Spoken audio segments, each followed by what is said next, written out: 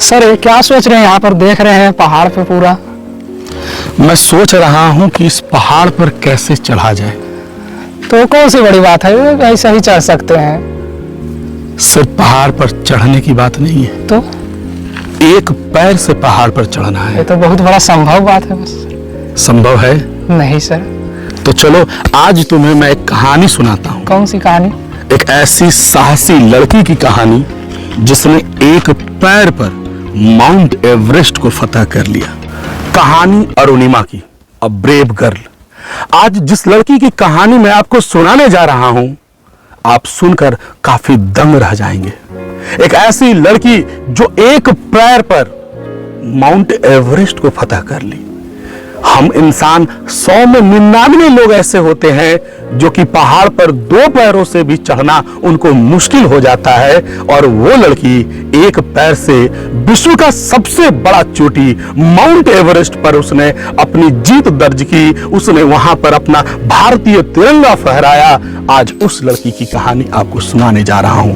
कहानी उस लड़की की है जिस लड़की का जन्म उत्तर प्रदेश के अंबेडकर नगर में हुआ था।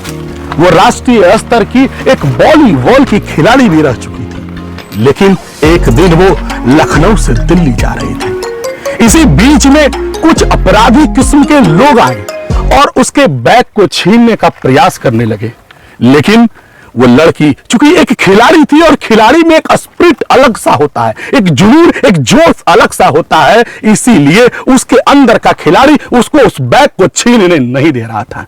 इस बीच में काफी हाथापाई हुई, लेकिन उस ट्रेन में, उस बोगी में जितने भी लोग थे, मैं उनको क्या कहूं, किसी ने उनकी मदद नहीं की। और इसी दरमियान एक भयंकर दुर्घटना हुई, जिस दुर्घटना के बारे में आप सुनेंगे तो दंग रह जाएंगे।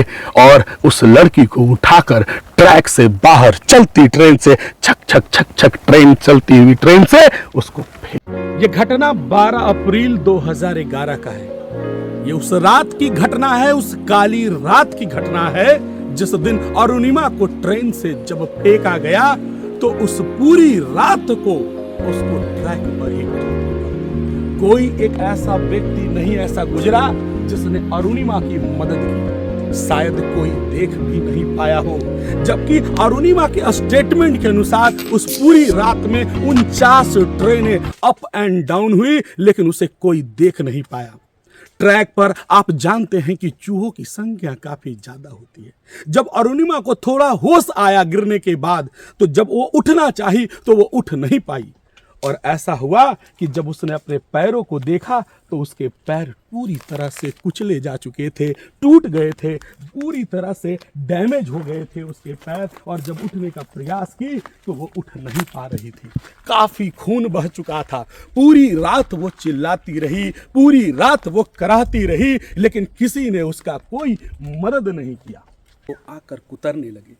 उसके दर्द का जो सीमा लेवल इतना ज्यादा बढ़ गया था कि आप और हम उसका बयां या तो कल्पना भी नहीं कर सकते थे। पूरी रात उसकी मौत तो नहीं हुई, वो पूरा हिम्मत से काम ली, और सुबह ग्रामीणों ने जब देखा तो उसे हॉस्पिटल पहुंचाया गया। और उस हॉस्पिटल की बात मैं बताता हूं जहां उसके ब्लड ग्रुप का ब्लड नहीं मौजूद था, लेकिन डॉक्टर ने अपना ब्लड देकर उसको बचाने का काम किया। जब पैर काटने की बारी आई तो उसे बेहोश करना था, तो अरुणिमा ने कहा कि बेहोश करने की जरूरत नहीं है। और ऐसी नौबत क्यों आई? क्योंकि जो दवाई हॉस्पिटल में होनी चाहिए थी वो दवाई नहीं थी।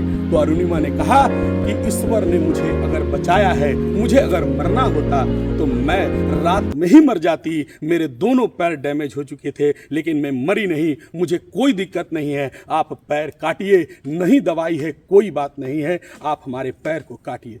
डॉक्टर ने उसके इस उत्साह को, इसके इस साहस को सलाम किया, और बिना दवाई का उसका पैर काटा गया, और उसके बाद उसका इलाज पूरा किया गया। जब उसका ऑपरेशन पूरा हुआ तो पूरी दुनिया उसे कह रही थी कि अब ये लड़की क्या करेगी, क्या ये खिलाड़ी रह पाएगी।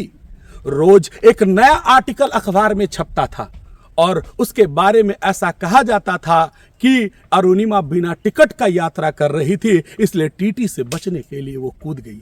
ऐसे कई झूठे सच आर्टिकल छपने लगे, लेकिन अरुणिमा ने जब इस वो पढ़ी तो उसे काफी तकलीफ हुआ, लेकिन अरुणिमा ने कहा मैं कितना भी चिल्ला लूं, कितना भी बोल लूं, इसका कोई असर, मेरी बात को कोई सुनने वाला नहीं है। लेकिन उसने उस बेड पर, उस हॉस्पिटल के बेड पर ही ये निश्चय किया कि मैं ऐसा काम करूंगी कि सबका बोलती बंद कर दूंगी। उस बेड पर हर कोई ये सोचता है कि मैं कैसे अपनी जिंदगी आगे जीऊंगी, मेरा पैर कैसे कट गया और पैर कटने के बाद मैं ये लाइफ को कैसे जी पाऊंगी। उस समय अरुणिमा के दिमाग में ये बातें नहीं चल रही थी। अरुणिमा के दिमाग में बस ये बातें चल रही थी कि आखिर हम ऐसा क्या करें कि जो लोग मुझ पर आज ताने दे रहे हैं, जो लोग मुझे आज विकलांगता का सर्टिफिकेट दे रहे हैं, मैं उसको कैसे उनका मुंह बंद करवाऊं। और तभी उसी बेड पर उसने शपथ लिया कि मैं एवरेस्ट पर चढ़ाई करूंगी। हालांकि उसके फैमिली ने सपोर्ट किया, गांव वाले, दोस्तों ने ये कहा कि अरे पागल हो तुम, एक पैर से कैसे चढ़ोगी। वो बेड से उठने के बाद जहां लोग सारे अपने घर जाते हैं, और वो अरुणिमा घर ना जाकर सीधे पूर्व जो एवरेस्ट पर्वतारोही रह चुकी थी बछेंद्री पाल, उनके घर गई। बछेंद्री पाल ने पता है क्या कहा?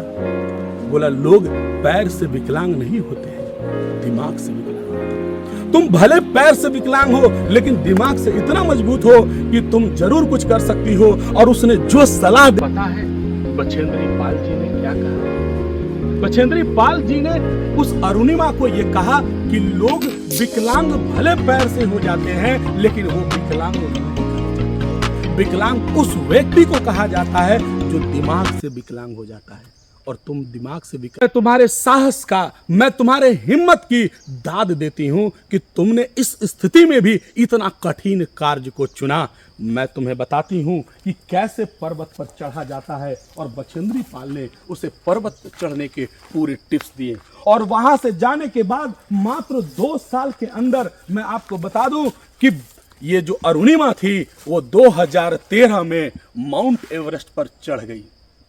क्या आप सोच सकते हैं, एक लड़की जिसका एक पैर पूरी तरह कटा हो, उसमें आर्टिफिशियल लेग लगा हो, दूसरा पैर अभी तक पूरी तरह से ठीक नहीं हुआ हो, और वो लड़की हिम्मत कर गई एवरेस्ट पर चढ़ने की। और 2013 में उसने 8,848 मीटर की ऊंचाई पर्वत पर उसने तिरंगा झंडा को फहरा दिया।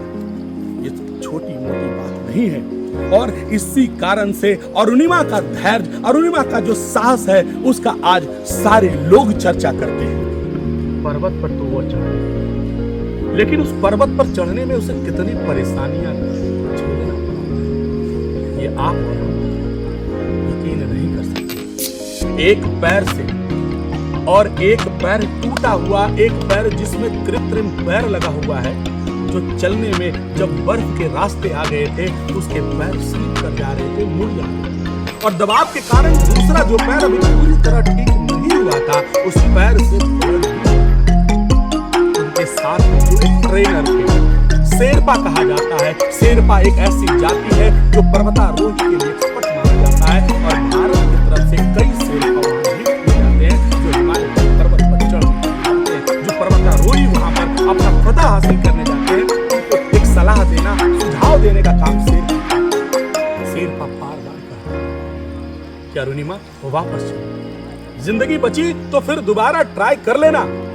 बोली नहीं सर, अगर भगवान ने मुझे जिंदा रखा है, उस ट्रेन से, चलती ट्रेन से फेंकने के बाद, मेरे दोनों पैर टूट जाने के बाद रात भर में मरी नहीं, तो ईश्वर ने जरूर हमसे कुछ ऐसा काम करवाने के लिए सोचा है, इतिहास रचवाने के लिए सोचा है, तो मैं उस कार्य को जरूर करूंगा। और उस अरुणिमा की बात मैं बता रहा हूं कि जब वो पहाड़ पर चढ़ रही थी, और चढ़ते चढ़ते जब उसके पैर स्लिप कर रहे थे, मुड़ जा रहे थे उसके पैर, तो भी वो अपना हिम्मत नहीं, अंततः धीरे धीरे धीरे धीरे हर एक कैंप को पार करते करते जब थोड़े दूर पर पहुंच, बस कुछ कदम बाकी थे, और अरुणिमा अब माउंट एवरेस्ट के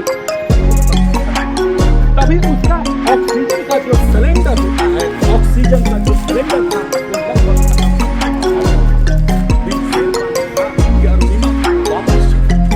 हम फिर आ जाएंगे, दोबारा कोशिश कोशिश कर लेंगे, लेकिन अरुणिमा ने कहा कि मेरी मंजिल सामने है और थोड़ी सी दूरी को मैं अब छोड़ना नहीं चाहती हूँ। और कहा भी गया है, इतिहास, भगवान, ईश्वर या जो भी आप मानते हैं, आपको एक बार मौका देती है, हर बार मौका नहीं देती है। और अगर उस मौके को आप भुना नहीं पाए तो यकीन मानिए आप फिर पीछे रह जाएंगे।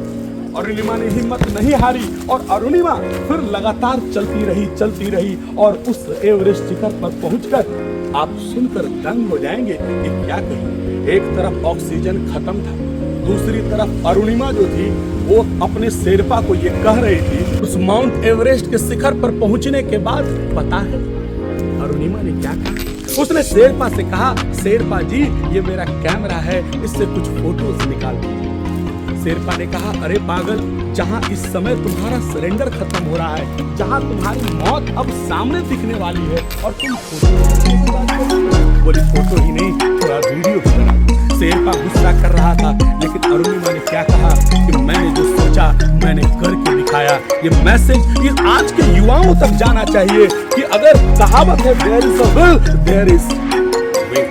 अगर आपके पास चाह है तो आपके पास राह भी है, और उस चीज को साबित करके दिखाया है अरुणिमा ने ये बात कही और वहां से फोटो खिंचवाकर वापस लौटने लगी। अभी थोड़ी दूर ही गई थी कि उसका सिलेंडर पूरी तरह से खत्म हो। लेकिन नीचे जाते जाते, और कहा जाता है ना, जिसको अगर जाना नहीं है तो भगवान या इंसान कोई लाख चाहे उसकी मृत्यु को कोई ला नहीं सकता है।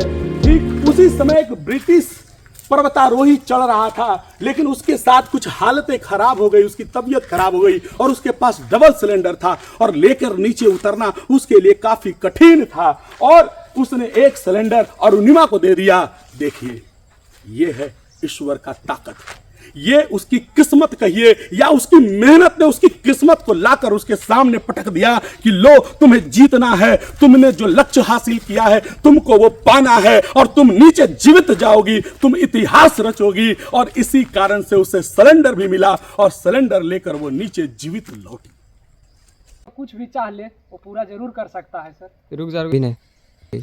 ये कहानी थी अरुणिमा की, और अरुणिमा की कहानी धैर्य की कहानी है, हिम्मत की कहानी है, साहस की कहानी है। और इंसान अगर साहस से काम ले तो कुछ भी असंभव नहीं है। तो ये कहानी सुनकर कैसा? सर आपने जो कहानी सुनाई वो मेरे दिल को छू गया है। अगर जो इंसान चाहे जो भी कर सकता है। तो ये कहानी जो हमने आपको सुनाई, ये कहानी लोगों तक पहुंचाइए, ज़रूर से ज़रूर पहुंचाइए, शेयर कीजिए, लाइक कीजिए, कमेंट कीजिए, ताकि हम ऐसी वीडियो आपके लिए और लाते रहें। धन्यवाद।